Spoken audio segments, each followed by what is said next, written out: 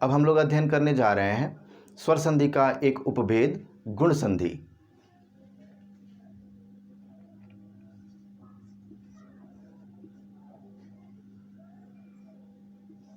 गुण संधि।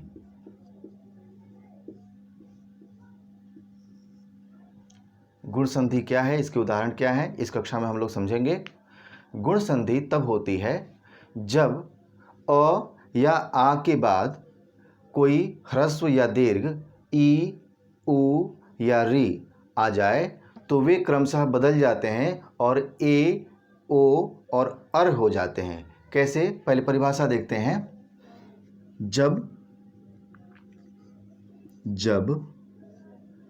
अ या आ के बाद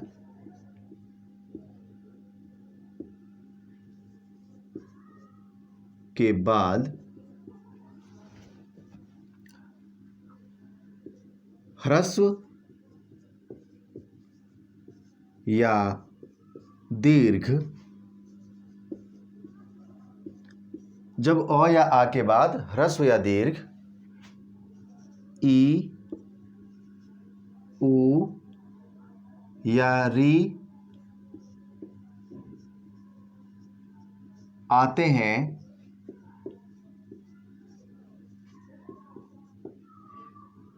तो वे क्रमशः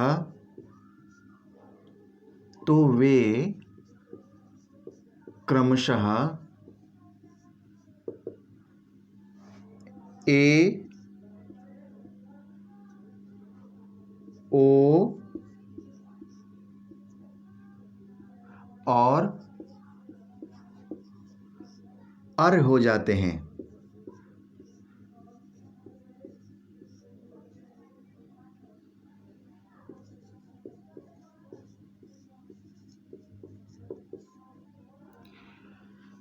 इस परिभाषा को फिर से समझेंगे।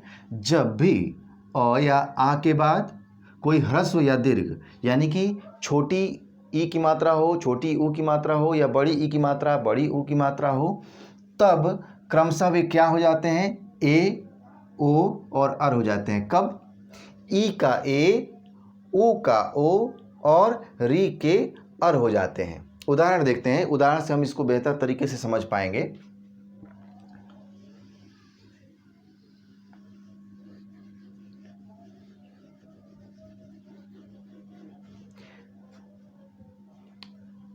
यदि मान लीजिए अ के बाद ई आ जाए, अ के बाद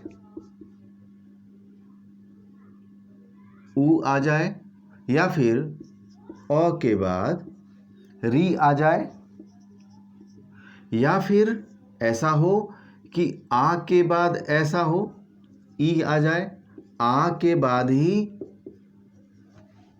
उ आ जाए, या फिर आ के बाद री आ जाए, तब क्या होता है, हमने देखा था अभी इसके पहले।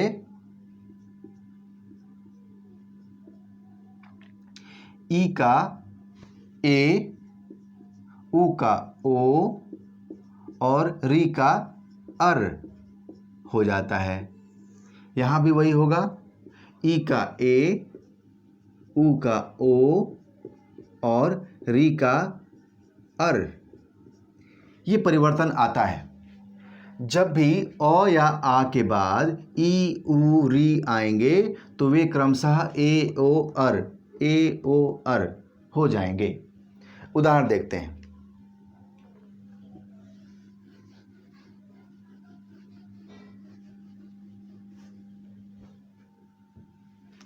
जैसे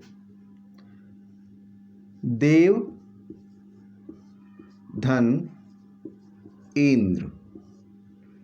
यहां पर हमने देखा कि अ स्वर है अंतिम और यहां पर ई है, तो यदि अ या आ के बाद ई स्वर हो तो क्या होता है, ए हो जाता है। तो जो संधि होगी उसका परिणत रूप क्या हो जाएगा, ए।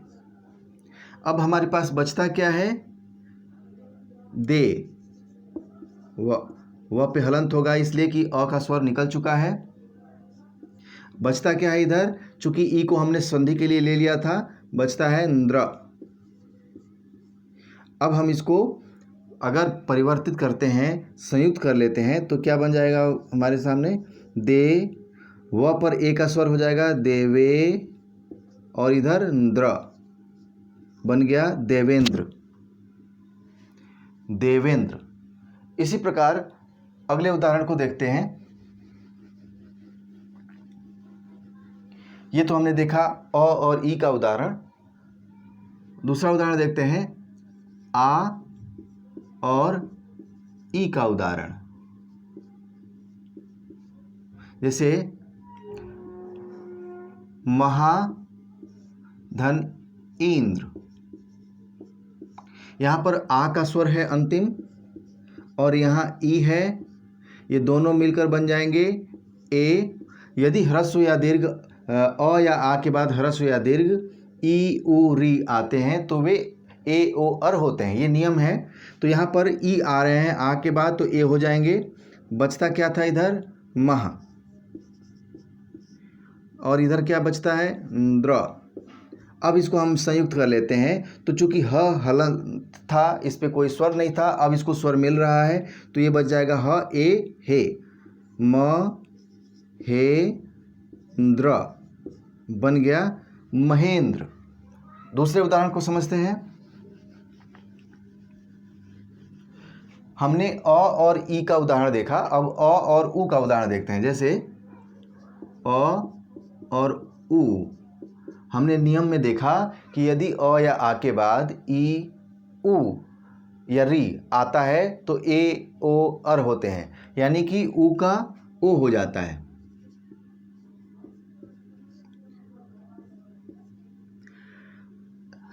उदाहरण देखते हैं। जैसे चंद्र धन उदय, तो यहाँ पर हमारा अ और उ का उदाहरण मिल गया। यहाँ पर अंतिम स्वर क्या है? अ, और यहाँ पर पहला स्वर क्या है?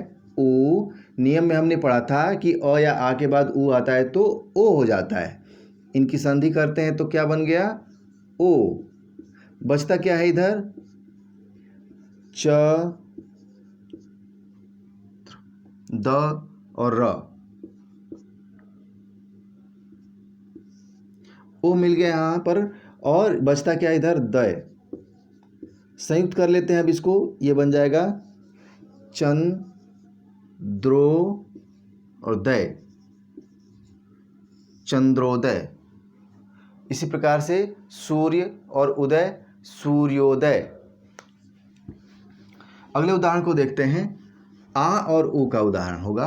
जैसे आ और उ, ये भी अ या आ के बाद उ आता है तो ओ ही हो जाता है, ओ।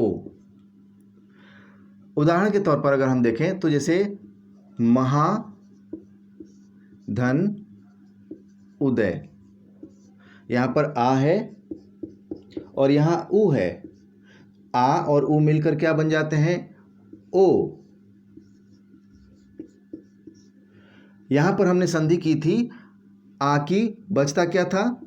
मह, और यहाँ पर दय। अब हम इसको जोड़ लेंगे तो ह को स्वर मिल जाएगा, बन जाएगा हो, म हो दय, महोदय। अगले उदाहरण को समझते हैं। अ या आ के बाद यदि री आए तो, जैसे नियम है कि अ या आ के बाद यदि री आता है तो नियम है कि वो अर बन जाता है। कैसे? जैसे है सप्त धन ऋषि, यहाँ पर अ है और यहाँ है री। नियम क्या कहता है? अ या आ के बाद अगर री आता है तो अर हो जाएगा। संधि किसकी हुई? सप्त अर और शी। संयुक्त कर लेते हैं इनको, अब क्या हो जाएगा? सप्तर्षि, सप्तर्षि। इसी प्रकार से देवधन ऋषि, देवर्षि, ब्रह्मधन ऋषि ब्रह्मर्षि, महाधन ऋषि महर्षि। इस प्रकार से हम गुण संधि कर सकते हैं। इससे संबंधित विभिन्न और विस्तृत ढेर सारे उदाहरणों को अभ्यास के लिए आप ऐप पर उपलब्ध कराए गए नोट्स को पढ़ते रहेंगे।